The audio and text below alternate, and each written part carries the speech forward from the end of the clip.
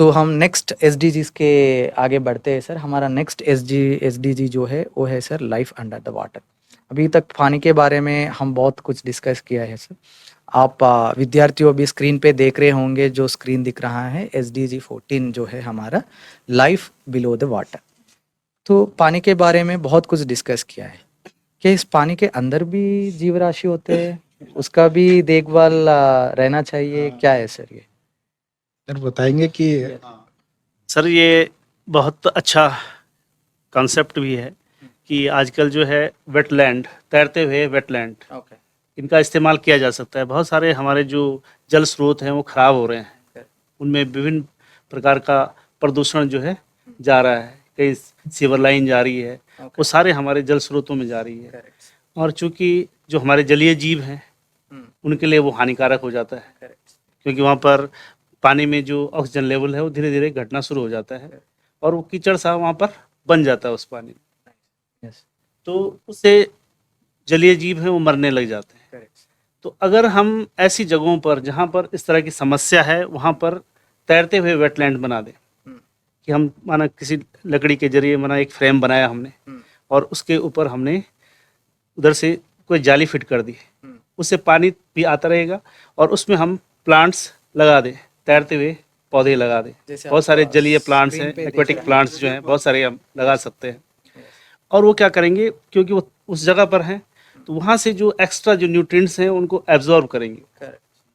साथ ही साथ जो कुछ पॉल्यूटेंट्स हैं वो भी उनको भी एब्जॉर्ब करेंगे। तो उससे क्या होगा कि उस जगह पर जो है पानी साफ होना शुरू हो जाएगा। तो धीरे धीरे हम सारी ऐसी जगहों पर जो है ऐसे वेटलैंड्स अगर तैयार कर दें तो इससे हमारे जो एक तो हमारा जो पीने का पानी है या जो हमारे जल स्रोत जितने भी हैं, चाहे हम उस पानी को नहाने के लिए इस्तेमाल करते हैं या किसी भी तरह से हम इस्तेमाल कर रहे हैं, उसके साथ साथ जो वहाँ पर जो जलीय जीव हैं, मछलियाँ हैं या विभिन्न प्रकार के जो वाटर इंसेक्ट्स होते हैं, क्योंकि वो मछलियों के लिए इम्पोर्टेंट होते हैं, जो डाइटम्स होते हैं, एल्गीज होती हैं, वो सारी जो है क्या हो जाएगी, उस प्रभावित नहीं हो पाएगी उस पॉइजनस वाटर से। तो ऐसे अगर तैरते हुए वेटलैंड्स अगर हम तैयार करते हैं तो मैं समझता हूँ कि ये एक बहुत अच्छी मुहिम हो सकती है, इसको चलाया जा सकता है इस मुहिम को। यस सर, जैसे आप बता रहे थे तो मुझे एक कहानी याद आया कि मैं किसी से जाके पूछा है कि सर स्कूल का मतलब क्या है, तो उन्होंने कहा कि स्कूल हर जगह रहते हैं। जैसे मैंने एक स्टोरी बताया था, knowing the value of Omkar and knowing the Omkara both are different. तो उन्होंने बताया ये जो जीवराशि रहते हैं जल के अंदर रहते हैं उसमें से मछली का एक एग्जाम्पल लिया है उन्होंने। जब ये इनबैलेंस होते हैं इकोसिस्टम, तब ये सारे मछलियाँ एक जगह पे आके बहुत जोर से स्विम करते हैं, करके उसमें से जो एनर्जी निकलता है, उस एनर्जी से उसमें से जो बाई प्रोडक्ट निकलता है, उससे ये इकोसिस्टम को बैलेंस करता है। मतलब जो हम जमीन पे देख रहा है ह्यूमन बीइंग्स को या अदर जीवराशियों को देख रहा है, इसका महत्व इस इकोसिस्टम में या इस पर्यावरण में कितना इम्पोर्टेंट है, उतना इम्पोर्टेंट जो जल के अंदर रहता है उसका भी है। सारा मिलकर के पूरा इकोसिस्टम का निर्माण करते हैं, बैलेंस करना चाहिए। और ये भी बोलता है कि जितने लोग जमीन पे है उससे 10 गुना ज्यादा जल के अंदर है। तो उसमें बहुत सारे चीज़ें ऐसे सर पर्यावरण को बैलेंस करने के लिए देखते हैं। जैसे आपने कुछ बोला है कि कुछ यूजफुल फंगाई रहता है, अलगाई रहता है, तो इन सब का देखभाल करना हमारा ही रिस्पॉन्सिबिलिटी है। तो हम जो भी छोटे छोटे चीज़ अनकॉन्शियसली करते हैं या जानबूझकर करते हैं नदियों के पास या ऐसा चीज़ों के पास, वो ऐसा एनवायरनमेंट को बचाने वाला जीवराशियों को हानिकारक हो रहा है, ताकि इस पर्यावरण पूरा इम्बैलेंस हो रहा है। तो इससे बचने के लिए हम छोटा-छोटा एक्शंस जो आपने बताया है, एक फ्रेम करना है, वेटलैंड्स बनाना है, बहुत अच्छा सुझाव है सर। जहाँ पे भी सबके गाँव में तालाब रहते हैं, वहाँ पे ऐसा हम उनके इम्प्लीमेंट आसपास किया जा सकता है। जहाँ पर भी तालाब गंदे हो रहे हैं तो वहाँ पर हम जो है इस तरह के वेटलैंड्स तैयार कर सकते हैं, उनके किनारे भी कर सकते हैं।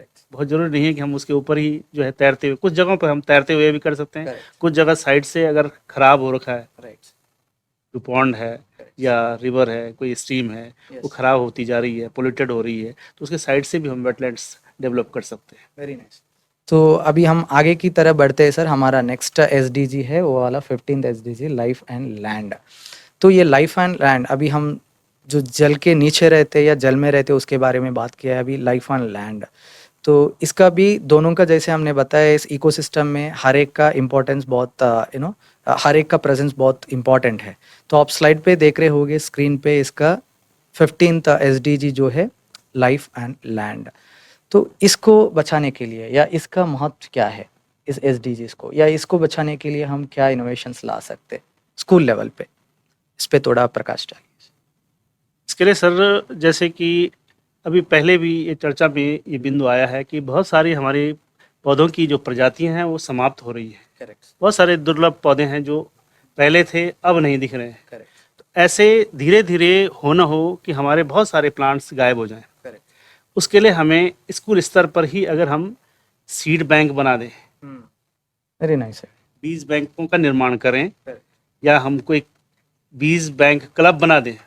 मैं तो यही सुझाव देना चाहूँगा कि एक क्लब ही इसका क्यों ना बनाया जाए, बना सकते हैं। तो हम उस बीज बैंक में इस तरह के बीजों को इकट्ठा करें और फिर हम उनको लोगों को प्रोवाइड भी कर सकते हैं अगर हमारे पास बहुत ज़्यादा हो जाता है। ऐसे ऐसे करके अगर हम बीज बैंक तैयार करते हैं तो हमारे जो दुर्लभ प्रजातियां हैं पौधों की उनको संरक्षित रख सकते हैं। क्योंकि अभी हम देख रहे हैं कि बहुत सारे कुछ ऐसे प्लांट्स जो हमारे पर्वतीय क्षेत्रों में पहले से होती थी, कुछ बहुत सारी वो खत्म हो गई है, बहुत सारी के कारण भी हो रही है, क्लाइमेट चेंज के कारण भी, और धीरे धीरे चूंकि लोगों का रुझान कम हो गया, खेती की तरफ भी रुझान कम हो गया, तो बहुत सारे ऐसे प्लांट्स जो हैं वो खत्म होते जा रहे हैं। तो उसको बचाने के लिए हमें जो है उनके बीजों को भी संरक्षित करना पड़ेगा।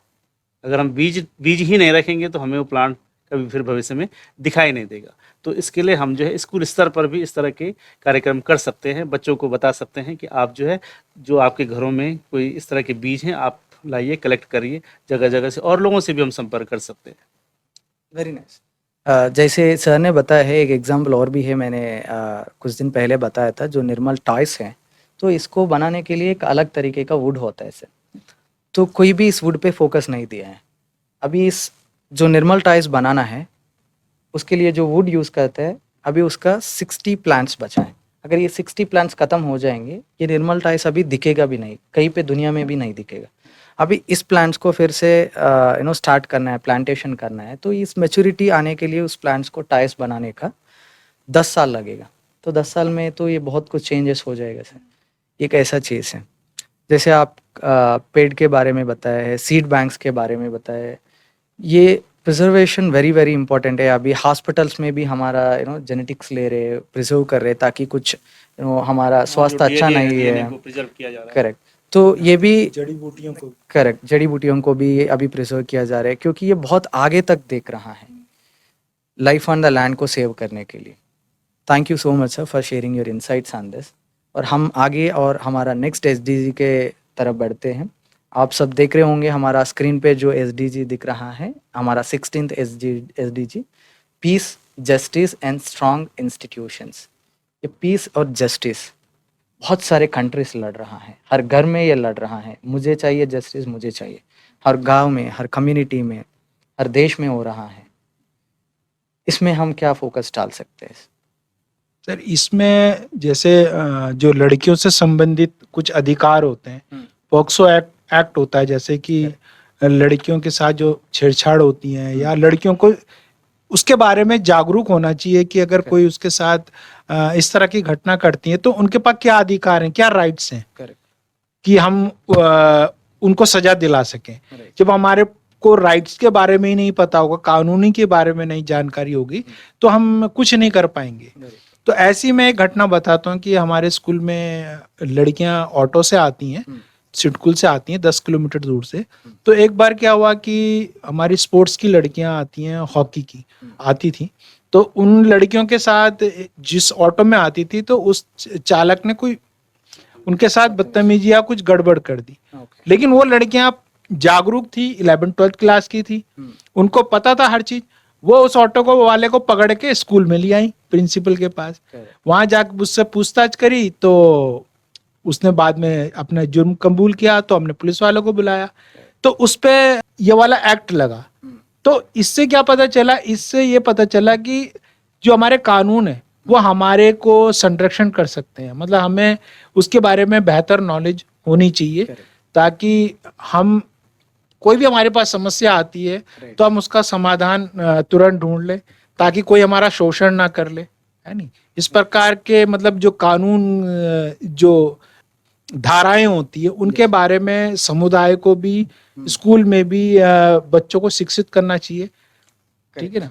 तो उसके लिए चाहे हम नेट के माध्यम से उनको जागरूक करें, या किताबों में जो उनके बारे में लिखा है, या कोई सुबह असेंबली होती है उसमें जाके उन्हें नए नए धाराएं जो अभी संशोधित हुई हैं उनके बारे में बताते रहे कि उनके अधिकार क्या है, उन्हें कब वोट डालना है, सारे बहुत सारी चीजें, क्योंकि अपडेट होती है नॉलेज, और ये बार बार उनको बार बार बतानी पड़ेगी, ऐड ऑन करनी पड़ेगी, तभी वो जान पाएंगे इसके बारे में। वेरी ट्रू सर, आप एकदम राइट पॉइंट पे आए हैं सर, क्योंकि अगर जस्टिस मिलना है या पीस मिलना है तो एक कहावत है, अगर आपको रूल्स ब्रेक करना है तो रूल्स मालूम होना चाहिए पहले, अगर आपको रूल्स बचाना है तो भी आपको रूल्स पता होना चाहिए। अगर आप पीस चाहते हैं, अगर आप जस्टिस चाहते हैं कि किस काम में कौन से तरीके का अप्रोचेस है, स्ट्रैटेजीज हैं या विधि विधान है, तो वो पता चलना चाहिए। ये इसका स्कूल से लेके बहुत सारे सिस्टम्स में किसी को भी इसके बारे में पता नहीं है, और इससे क्या हो रहा है सर, अभी बहुत सारे यूथ बाइक्स लेके चल रहा है रोड पे, उनको पता नहीं है कि किस तरीके का केसेस होता है। और अभी आपने एक एग्जांपल बताया है, इसके लिए नॉन बेलेबल वारंट्स है, अरेस्ट करेंगे तो उसका पूरा जिंदगी जेल में गुजरना पड़ेगा, अंदर ही रहेगा। तो ऐसे तरीके का केसेस है पॉलिसी से, ये किसी को पता नहीं है, इसके वजह से क्या हो रहा है, इनजस्टिस हो रहा है। और कहाँ पे इसको एड्रेस करने के लिए एक सिस्टम आया है, RTA, right to information act, जो पीस और जस्टिस है। तो इसको सबके पास लेके जाने के लिए आपको ये जस्टिस कैसे मिलेगा, राइट टू एक्ट अगर आप पूछेंगे तो उसका इन्फॉर्मेशन आपको मिलना चाहिए। अगर मिलेंगे तो आपको इसमें मैं कैसा इन्वॉल्व कर सकता हूँ और कहाँ तक इन्वॉल्व कर सकता हूँ। अगर आपको एक केस है या एक सिचुएशन है, आप सीमा पार करके उसमें इन्वॉल्व हो गए, तो क्या होता है कि जो असली अक्यूज्ड है वो बच सकता है, आप फंस सकते हैं उसमें। तो ऐसे ही बहुत सारे एग्जाम्पल हो गए सर। ये इनजस्टिस होता है, क्यों होता है ये, इसका जानकारी नहीं रहता है। तो इसलिए आपने जो अवेयरनेस का चीज़ मुद्दा उठाया है, हर जगह स्कूल्स के संबंधित जो भी पॉलिसीज़ होता है या कम्युनिटीज़ में जो भी पॉलिसीज़ होता है, वो स्कूल्स के द्वारा हर कम्युनिटीज़ में ऐसा अवेयरनेस का प्रोग्राम्स करेंगे तो बहुत सारी चीज़ें हम बदल सकते हैं। हम आगे बढ़ते हैं और नेक्स्ट और हमारा लास्ट SDGs के तरफ। तो हमारा लास्ट SDG है, जैसा आप स्क्रीन पे देख रहे हो, ये SDGs है। ये पूरा जो SDGs हमने देखा है 16 SDGs, और ये 16 SDGs को अचीव करने के लिए ये 17 जो गोल है ये वेरी वेरी इंपॉर्टेंट है। पार्टनरशिप्स फॉर द गोल्स, ये partnerships are very very important in this process to really achieve all this last 16 and the final goal as well. और इसका एक एग्जाम्पल देता हूँ मैं, कि जैसे आपने बताया है कि स्कूल एक है, तो स्कूल का एक महत्व है कम्युनिटी में। जैसा एजुकेटर्स है, आप एक जगह पे हैं, अभी गवर्नमेंट ने एक पॉलिसी लाया है, लेकिन ये गांव-गांव तक जाना है, कैसे जाएगा सर? कुछ सिस्टम है, फिर ये सिस्टम को बनाने के लिए गवर्नमेंट को ज़्यादा इन्वेस्ट करना पड़ेगा। लेकिन यहाँ पे स्कूल्स है, हर गांव में स्कूल है, हर नगर में है, हर कॉर्नर में है, तो स्कूल्स के पास जाएंगे। कुछ ऐसा मैंने एक सिस्टम देखा है सर, एक गोंड ट्राइबल रहता है पहाड़ों में, तो वो एक लड्डू बनाते हैं। तो इस लड्डू बना के वो जो प्रेग्नेंट लेडीज रहते हैं उनको देते हैं। तो इस लड्डू से क्या होता है, उनका जो हीमोग्लोबिन परसेंट, आयरन परसेंट रहता है वो बढ़ जाता है, विटामिन्स बढ़ते हैं। लेकिन ये किसी को पता नहीं है और ये मार्केट में नहीं आ रहे। तो मैंने कहा इनको कि जब मैंने उनको विजिट किया है, मैंने कहा उनको कि आप कोलैबोरेशंस पे फोकस ही नहीं दिया है, पार्टनरशिप्स किया ही नहीं है, आप जो कर रहे हैं आपके पास ही है, लेकिन बहुत अच्छा चीज़ है, लेकिन वो आगे नहीं जा रहे। तो मैंने कहा आशा वर्कर्स जो रहते हैं, ये आशा वर्कर्स हर दिन गांव में जाते हैं, प्रेग्नेंट लेडीज से मिलते हैं, उसको सुझाव देते हैं, मेडिकल डायग्नोसिस करते हैं, क्यों ना आप इनसे कोलैबोरेट करें, ताकि एक ऑलरेडी एग्जिस्टिंग सिस्टम है। तो ये एक पॉलिसी है सर, 80-20 पॉलिसी। तो अगर हम हमारा ध्यान किसी 20% ग्रुप पे लगाएं तो उससे 80% रीच हो सके। तो ऐसा एक एग्जाम्पल ये मैंने लड्डू का बताया है। जो महुआ लड्डू बोलते हैं उससे बहुत सारे प्रेग्नेंट लेडीज़ को होते हैं। अभी बहुत सारे, जैसा देखिए अभी यही प्रोग्राम है, हम सब मिलके कर रहा है बच्चों के लिए। अभी मैं पूरा भारत में जितने स्कूल से उतने स्कूल्स तक जाके करना बहुत मुश्किल है। तो हम सब मिलके एक पार्टनरशिप, कोलैबोरेशन लाया है ताकि इतना अच्छा कंटेंट, इतना अच्छा एग्जाम्पल्स, इतना अच्छा प्रोसेस बच्चों तक पहुंचने का कोशिश कर रहा है। तो हर इंडस्ट्री में, हर चीज़ में ये पार्टनरशिप्स और इंडस्ट्रीज बहुत इंपॉर्टेंट है सर। और ये पर्सनल ग्रोथ के लिए भी है, या आपका प्रोफेशनल ग्रोथ के लिए भी है। और मैंने ये सुझाव देना चाहता हूँ कि बहुत सारे टाइम्स क्या होते हैं सर, रॉन्ग पार्टनरशिप्स पे जाते हैं। तो थोड़ा एनालिसिस कीजिए। रॉन्ग पार्टनरशिप्स मतलब जिससे आप फ्रेंडशिप कर रहे हैं या जिससे आप कोलैबोरेट कर रहे हैं, देखिए वो उनका क्वालिटीज़ कैसा है। नेक्स्ट 3-4 ईयर्स में आप दोनों का मिलके ग्रोथ हो सकता है या फ्लॉप हो सकता है। तो हेल्दी पार्टनरशिप कीजिए और हेल्दी कोलैबोरेशंस कीजिए ताकि हम सब मिलके इस गोल्स को अचीव कर सकते हैं। और अंत में सर, मैंने देखा है आपका जो इनोवेशंस है आपका बच्चे किया है इंस्पायर में। जैसे आप सब स्क्रीन पे देख रहे होंगे, हमारा जो स्क्रीन पे दिख रहा है अशोक बडोनी सर का बच्चे जो या स्टूडेंट्स जो इनोवेशंस किया है विद्यार्थियों ने, तो उसके बारे में थोड़ा आप फोकस डाल सकते हैं सर। जी सर, बिल्कुल। इसमें सर 3 इनोवेशंस हैं, ये अलग-अलग हैं। पहला जो है use of lantana plant in preparation of biopesticide and mosquito repellent. तो इसमें एक बच्चे ने जो है, चूँकि लैंटाना जो है बहुत ज़्यादा झाड़ीनुमा पौधा है और उसके आसपास कोई और पौधा पनप नहीं सकता है। तो बच्चे ने सुझाव दिया क्यों ना हम इस पौधे का अगर किसी चीज़ में उपयोग कर लें। वैसे होता है, फर्नीचर में भी इस्तेमाल होता है, फर्नीचर भी बनता है इससे। लेकिन साथ ही साथ अगर इसका बायोपेस्टिसाइड बन जाए या मॉस्किटो रेपेलेंट बन जाए तो ये बहुत कारगर हो सकता है। और हमने बनाया उसको, और हमने वो जो रेपेलेंट जो बनाए थे बिल्कुल उसी तरह से जैसे अगरबत्तियाँ होती हैं उसी तरह से बनाई थी। तो उसका इस्तेमाल किया भी है। तो मच्छर काफ़ी मात्रा में उससे भाग भी रहे थे। दूसरा जो इनोवेशन था वो था ये जो हमारे प्राकृतिक संसाधनों पर आधारित था कि हमारे जो आसपास के जो क्षेत्र हैं वहाँ पर जो पौधे पर्याप्त मात्रा में मिल रहे हैं, जैसे उनमें एक मालू है, बाहनिया बाहली करके जो है उसको हम उसका बॉटनिकल नेम है, और कांचनार भी उसको कहते हैं। तो उसके जो पत्ते हैं उनको पत्तल के रूप में इस्तेमाल कर सकते हैं, क्योंकि आए दिन आप देख रहे हैं शादियां हो रही हैं, पार्टियां हो रही हैं, वहाँ पर जो पत्तल हैं, गिलास हैं, कटोरियां हैं इस्तेमाल हो रही हैं, सारे प्लास्टिक की यूज हो रही है। उससे क्या हो रहा है कि हमारा एनवायरनमेंट बहुत ख़राब हो रहा है। तो उस बच्चे का जो प्रोजेक्ट था वो बाल विज्ञान कांग्रेस में रखा और वो राष्ट्रीय स्तर पर वो उसने प्रेजेंटेशन करा उसका उड़ीसा में। और उसके साथ साथ उसका ये कहना था कि अगर हम इन पत्तलों का प्रयोग करें और साथ ही साथ इस पर अगर कुटीर उद्योग लगाया जाए, क्योंकि उसने कॉस्ट भी निकाली थी उसकी कि एक पत्ते की कीमत अगर इतनी होगी तो अगर इतने सारे एक पेड़ अगर हमारे पास है उसमें इतने पत्ते लगेंगे तो उससे कितना बेनिफिट जो है हमें प्राप्त हो सकता है। साथ ही साथ जो रिंगाल का जो पौधा है, बांस की एक प्रजाति है, उससे जो है टोकरियां बनाई जा सकती हैं। तो वो प्लास्टिक का सब्स्टिट्यूट हो सकता है, मतलब प्लास्टिक को हटाया जा सकता है, प्लास्टिक की जगह हम उसका इस्तेमाल कर सकते हैं। और उसी के साथ साथ उसने जो है एक और प्लांट है भीमल, उसके रेशे से जो है आकर्षक वस्तुएं तैयार करी। अभी आप स्क्रीन में देख रहे थे उसको, आकर्षक वस्तुएं, पायदान बनाए थे उसने, पायदान बनाए या और चीज़ें बनाई जा सकती हैं। और मॉडर्न हिसाब से, क्योंकि पहले से इस्तेमाल होते आए हैं वैसे ये पौधे, लेकिन अगर हम उसमें थोड़ा सा मॉडर्नाइजेशन डाल दें तो उससे जो है उसकी कीमत बहुत अच्छी उनको मिल सकती है और उस पर कुटीर उद्योग लगाया जा सकता है। तीसरा एक प्रोजेक्ट और था, वो भी बाल विज्ञान कांग्रेस में ही जो है हमने बच्चों ने जो बनाया था उसको, और वो भी राष्ट्रीय स्तर तक गया था। उसमें जो ये गाजर घास है, चूँकि ये भी बहुत मात्रा में फैल रही है और अपने आसपास और किसी पौधे को नहीं होने दे रही है, तो उसका भी इसी तरह से इस्तेमाल किया था, उसका भी बायोपेस्टिसाइड बनाया था और उसको हमने टेस्ट भी किया था। उसकी जो लीव्स थी उसका रस निकाल करके एक उसमें एक तो उसका रस सीधे सीधे यूज़ किया गया गुलदाउदी के पौधे पर, क्योंकि गुलदाउदी का जो पौधा था उसमें एफिड्स लगे हुए थे, बहुत सारे जो कीड़े थे, काला काला हो गया था पूरा। तो उसने उसका स्प्रे किया उस पर, तो कुछ कम हो गया था। फिर उसको साथ ही साथ उसमें क्या करा कि एक दूसरा फिर वो पत्तियों का रस और गोमूत्र मिला करके जो है तैयार किया, वो ज़्यादा इफेक्टिव हुआ।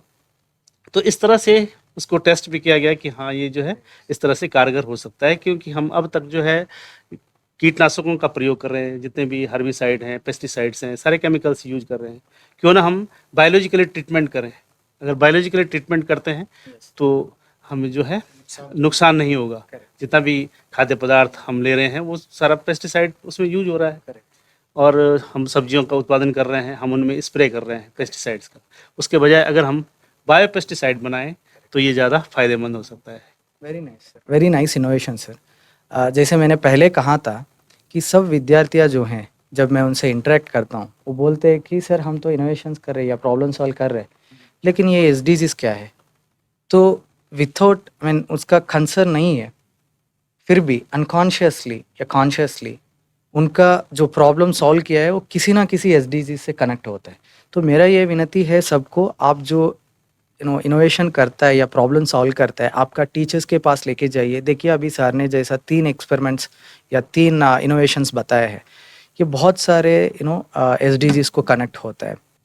एसडीजीज को कनेक्ट करने से क्या होता है, हम क्यों बार बार इस पे इंसिस्ट कर रहा है, जो कि अभी एक इनोवेशन देखा है कि एक छोटा सा पौध लांटाना से एक केमिकल निकाला है, उससे कुछ किया है। तो ये जो लांटाना पेड़ है, ये जहाँ पे रहता है उस जगह पे किसी और को आने नहीं दिया है। फिर उतना नेगेटिव प्लांट को भी आप एक पॉजिटिव में कन्वर्ट किया है। और ये बहुत सारे एरियाज में, इंडिया में बहुत सारे एरियाज में होते हैं। अगर इसके बारे में सबको पता चला कि सब जगह ये इम्प्लीमेंट हो गया है, तो आपका जो ये उत्तराखंड में एक छोटा सा गांव, छोटा सा स्कूल में जो इनोवेशन बना है, ये ग्लोबल सॉल्यूशन हो सकता है। तो इसलिए हम बार बार इस पे इंसिस्ट कर रहे हैं कि आपका जो इनोवेशन है इसको एक एसडीजी के साथ कनेक्ट कीजिए। और आपका बातों में से मुझे ये भी समझ में आया है सर, आप टेस्ट किया है, उसके जाके एनालिसिस किया है, रिसर्च किया है। तो विद्यार्थियाँ ये भी कर रहे हैं कि उसका डिज़ाइन थिंकिंग प्रोसेस भी यूज़ कर रहा है। तो हमने ये विनती कर रहे हैं कि थोड़ा बहुत ये डिज़ाइन थिंकिंग प्रोसेस जो हम इस 24 एपिसोड्स में बता रहे, ये सब लोग देखिए और इसका इनकॉर्पोरेट कीजिए लाइफ में, क्लास में। और ये जो एसडीजीज का बता रहे, ये एसडीजीज को भी कनेक्ट कीजिए आप जो काम करते हैं, ताकि आपका हर काम सस्टेनेबल बन जाएगा। और मैं एक कहानी बोल के इस एपिसोड को एंड करना चाहता हूँ सर। तो उस कहानियाँ है सर, एक जगह पे 3 लोग हैं सर, काम कर रहे हैं। 3 लोग पत्थर फोड़ रहे, और एक जाके उनसे पूछा है कि भाई साहब आप क्या कर रहे हैं। पहले वाला बताया है कि मैं एक पत्थर फोड़ रहा हूँ। फिर सेकंड वालों के पास जाके पूछा आप क्या कर रहे हैं। मैं भी स्टोन्स ब्रेक कर रहा हूँ एक दीवार बनाने के लिए। फिर थर्ड वालों के पास भी जाके पूछा है भाई साहब आप क्या कर रहे हैं। मैं अभी पत्थर ही फोड़ रहा हूँ लेकिन एक ताजमहल बनाने के लिए। तो मैंने पूछा स्टूडेंट से, इन तीनों में से किसका जो पत्थर फोड़ रहा है या ब्रेक कर रहा है, तो किसका पत्थर अच्छा शेप में आएगा। तो उन्होंने बताया तीसरा का। क्यों तीसरा का आया है, क्योंकि उसका माइंड में ये है कि उनको सिर्फ पत्थर ब्रेक करना उसका इंटेंशन नहीं है, ये ब्रेक करने वाला जो है वो कहाँ पे यूज़ करना उसका दिमाग में है। जब ताजमहल बनाने के लिए या अयोध्या राम मंदिर बनाने के लिए आप पत्थर फोड़ना है, कितना अच्छे से, कितना सुंदर से, हर हर हिट कितना केयरफुली करता है। तो ये होता है सर, हर चीज़ आप जो करता है इसके लिए सस्टेनेबिलिटी रहता है, थोड़ा हम क्रिएटिवली उसको कनेक्ट करना चाहिए। इसलिए ये बोलता है कि you should be very creative enough to just connect all this dots, right. So thank you so much sir. इस एपिसोड में आप हमारे साथ जुड़ के आपके एक्सपीरियंसेस, हर एसडीजी के लिए एक इनोवेशन बताए हैं। सो इनोवेशंस के द्वारा हम एसडीजीज को जानने का मौका मिला है। Thank you so much. और हम आने वाली एपिसोड्स में इस डिज़ाइन थिंकिंग का और भी अच्छे अच्छे स्ट्रैटेजीज, एक्टिविटीज़ देखते हैं। धन्यवाद सबको।